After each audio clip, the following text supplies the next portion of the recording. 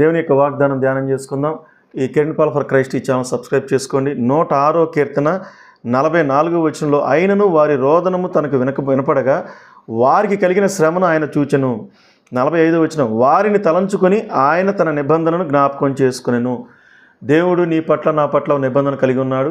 ఆ నిబంధన మానవ రీత్యా మనం కొన్నిసార్లు దేవునికి దూరం అయిపోయినప్పటికీ కూడా ఆ నిబంధనను జ్ఞాపకం చేసుకుని మన రోదన ఆయనకి వినపడినప్పుడు దాన్ని జ్ఞాపకం చేసుకుని ఆ శ్రమ నుంచి తప్పిస్తారని మాట ఇచ్చాడు. కాబట్టి నిబంధనను జ్ఞాపకం చేసుకునే దేవుడు ఆ వాగ్దానం నీ పట్ల, నీ మన కుటుంబాల పట్ల నెరవేర్చబడాలి. దేవుని నిబంధన అంటే ప్రమాణం. అది ప్రమాణం కంటే చాలా శక్తివంతమైంది. కాబట్టి మనందరి జీవితాల్లో, మన పిల్లల జీవితాల్లో మనందరం కూడా దేవుడు ఆయన మాట్లాడతారు. అబ్రహాంతో ఏం మాట్లాడారు? అబ్రహాంతో గొప్పగా మాట్లాడారు. ఆకాశపు నక్షత్రాల వలె నీ సంతానం చేస్తాను, సముద్రపు ఇసుక కంటే విస్తారంగా చేస్తాను. నిలబెట్టుకున్నాడా లేదా? తర్వాత దావీదుతో వాగ్దానం చేశాడు, నీ ఎన్నుముక్కల నుంచి రాజులు పుట్టుకొస్తారన్నాడు. కాబట్టి దేవుడి యొక్క మాటలు గొప్పగా చెప్పుకొచ్చాడు. ఆ మాటలన్నీ నెరవేర్చుకున్నాడు. మనుషుడు నమ్మదగినవాడు కాకపోయినా దేవుడు నమ్మదగినవాడు.